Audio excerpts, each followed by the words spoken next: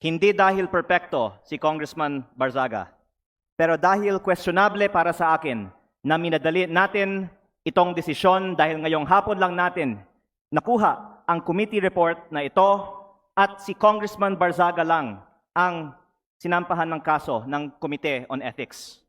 Ang boto ko ay no, lalo na dahil inuuna natin ang kaso niya kaysa sa mga mas seryosong isyong kinakaharap ng isa sa mga kasamahan natin. Isang kapwa kong Batanggenyo na nandito ngayon na bumoto sa kaso ni Congressman Barzaga.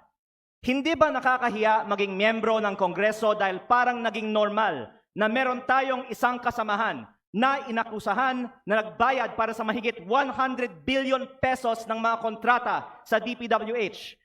Para bang tinatanggap natin na normal lang magkaroon ng kasamahan na iniugnay sa pagnanakaw ng bilyong-bilyong piso na hindi iniimbestigahan na ng Committee on Ethics, Public Works o Infracom, samantalang inuunan natin ang kaso ni Congressman Barzaga, habang hindi man lang natin pinaglalaanan ng masusing atensyon ang mas mabigat na aligasyon, lumalabas na parang okay lang magnakaw sa Kongreso. Nakatala na sa kasaysayan na sa gitna ng matinding kontrobersiya sa korupsyon, ito ang inuna ng Kongreso at parang lang walang mali sa ginagawa ng isa sa ating kasamahan at tayo mismo ay ngayon sumisira sa imahe ng Kongreso. Mahiya naman tayo. Majority Leader. Mr. Speaker, I'd like to recognize the Honorable Marcoleta for his explanation of his vote. Honorable Marcoleta is hereby recognized.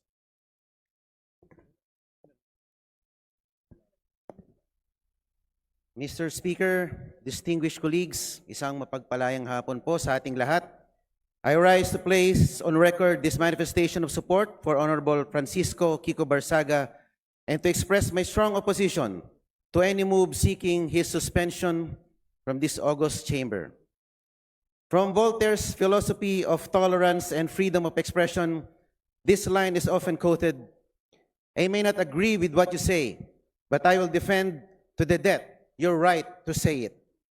The independence of the legislature ensures that members may speak fully, frankly, and fearlessly on matters of public interest. Honorable Barzaga's statements directed at alleged corruption within the government falls within the fullest and most urgent category of political expression. To penalize him for raising concerns on corruption, which the Constitution itself mandates Congress to check, is to subvert the very principle of parliamentary privilege. Mr. Speaker, 2004 pa lang po, andito na po ako bilang Chief of Staff po ng aking ama. Nakita ko po ang mga oposisyon na grabe magtuligsa sa administrasyon. Nandyan po ang mga magigiting na miyembro ng Makabayan Bloc na sila Arturo Campo, Lisa Masa, Joel Berador na talagang magigiting na mga figura ng oposisyon. Pero hindi naman po sila naharap sa mga ethics case, gaano man sila kaanghang magsilita laban sa administrasyon. My dear colleagues, Honorable Barzaga is seated in this chamber because the people of Dasmariñas City, Cavite, placed their trust in him as affirmed through the ballot. Article 6, Section 6 of the Constitution states that members of this House derive their authority exclusively from the electorate. Ano po ba ang mas mabigat na kasalanan? Ang magmiyaw o ang magnakaw? Ano ba ang mas mabigat na kasalanan? Ang mag-video at mag-selfie at mag-post ng pagkadismaya sa gobyerno, ang isang batang congressman? O ang ginawang sistematikong pagnanakaw sa gobyerno? O at pagsimot sa bilyon-bilyong piso sa kaban ng bayan sa pamamagitan ng mga ghost projects? Ang mga posts ni Kong Miao ay mistulang alingaw-ngaw lamang ng saloobin ng nakararaming mga Pilipino. To impose the penalty of suspension is to overturn the sovereign choice of the people. That remedy is reserved only for conduct so reprehensible and destructive of the institution that it overwhelms democratic legitimacy. No such circumstance exists here. Honorable Barsaga's only act was to express his views regarding corruption in government, a matter of public concern central to democratic oversight. Let not the House of Representatives be weaponized against its own members. Thank you very much, Mr. Speaker. Majority Leader, Mr. Speaker, we'd like to recognize the Honorable Congressman Nazal to give his explanation of his vote. Honorable San Fernando is hereby recognized. Thank you, Mr. Speaker. If we don't believe in freedom of expression for people we despise, we don't believe in it at all. This quote serves as the foundation of this representation's vote. Totoo na maraming nasabi, pinahayag, at ginawa ang kinatawang si Representative Barzaga na hindi aakma sa pamantayang inaasahan sa isang halal na opisyal. But this begs us to question what really is unethical behavior. While I agree that us lawmakers are held to a higher degree of ethics and decorum, such should not work as to stifle free speech and debate. Lawmakers must be free to say what we want, especially on issues involving national importance. Representative Barzaga's actions and words may not fit the usual mold of a traditional lawmaker. But who decides if the mold or what mold is correct? I understand these are difficult questions to answer, and I am unsure if there is any. But one thing I am sure of is that plundering the coffers of government through ghost infrastructure projects is what's unethical. The committee resolution sets a dangerous precedent. Ganito ho ba tayo kabalat sibuyas at allergic sa mga naiibang pananaw? Should our subjective judgments of Representative Barzaga's ethics supplant the will of the electorate? Hayaan natin ang mamamayan ng Dasmariñas ang humatol sa mga ginagawa ni Representative Barzaga kung saba ay karapat dapat na maging kinatawan nila. My dear colleagues, let us not erode whatever little trust that the public has left for this House at a time where allegations of massive corruption has been plaguing our beloved institution. It is callousness to sanction one of its most vocal critics, however eccentric, uncouth, or unpalatable his mode of delivery may be. Hindi po sa pamamagitan ng aksyong ginawa natin kay Representative Barzaga mababawi ang kredibilidad ng ating institusyon. What we need is to bring the public's trust back in this House, and this representation firmly believe that this move will not help us to move in that direction. Yun lang ho, Mr. Speaker, marami hong salamat. Majority Leader, Mr. Speaker, I move to recognize the Honorable Bong Suntay. Honorable Bong Suntay is hereby recognized. Mr. Speaker, distinguished colleagues, ang boto ko ay nakaugat sa malinaw at tahasang proteksyon na ibinigay ng konstitusyon. Proteksyon na hindi natin maaaring baliwalain dahil lamang hindi natin nagustuhan ang pananalita ng isang kasapi. Ang boto ko ay nakaangkla sa pinakamamahal na kalayaan na pundasyon ng ating saligang batas. Nakaukit sa Article 3, Section 4, under freedom of speech, na nagsasaad na no law shall be passed abridging the freedom of speech, of expression, and of the press. Ito ang pundasyon ng lahat ng demokratikong lipunan. Its shield is broad and its protection is deep. It extends even to speech that is sharp, incendiary, or inflammatory. Constitutional protection is not limited to speech that is polite, convenient, or comfortable. This freedom is not ornamental. It is the lifeblood of a democratic discourse. The very air that allows truth to move, compete, and ultimately prevail in the marketplace of ideas. In every Congress, in every era, disagreements, mabigat man o masakit, ay mangyayari. But our duty is not to silence discomfort.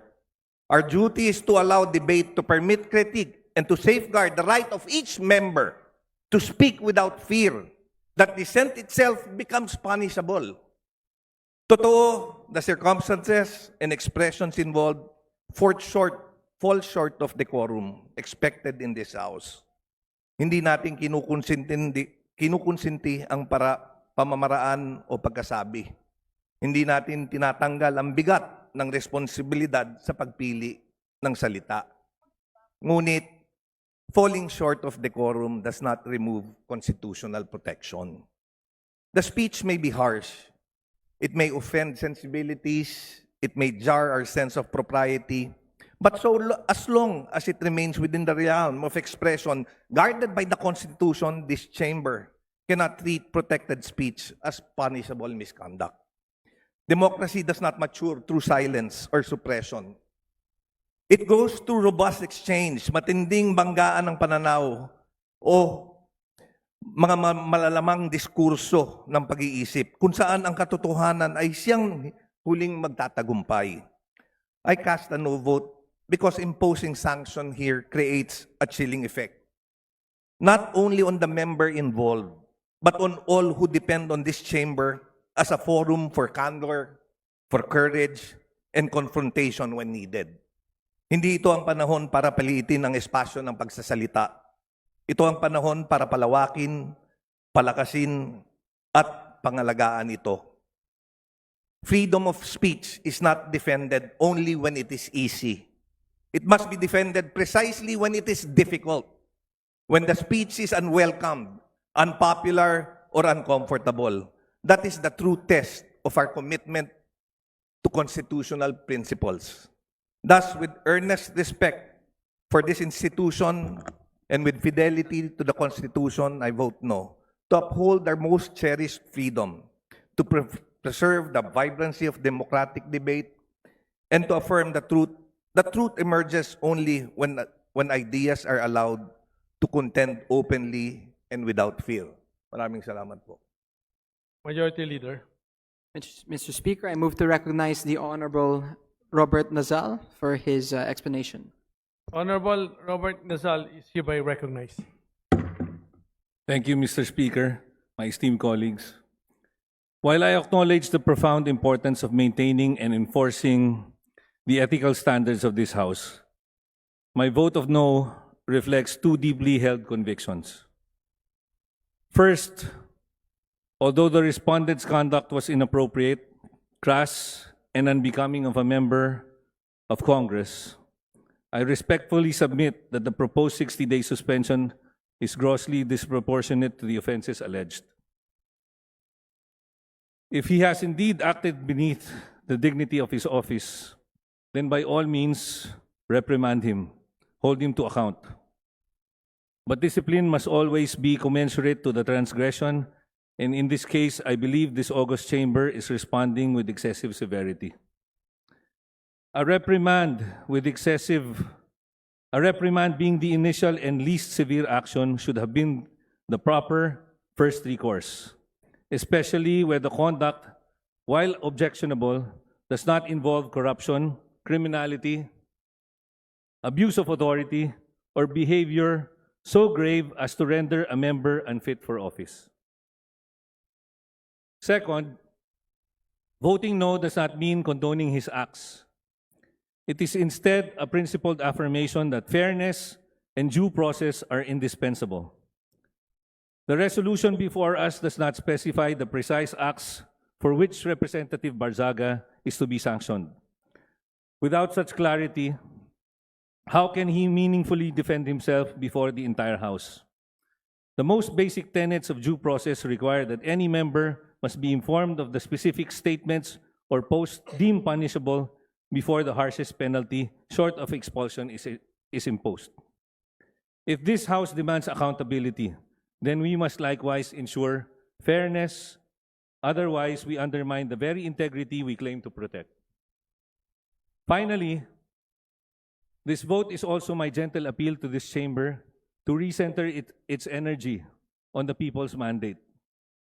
At a time when Filipino families struggle with daily concerns such as rising prices, job insecurity, health burdens, educational gaps, our primary duty is to ensure that their material well-being remains the central business of the People's House.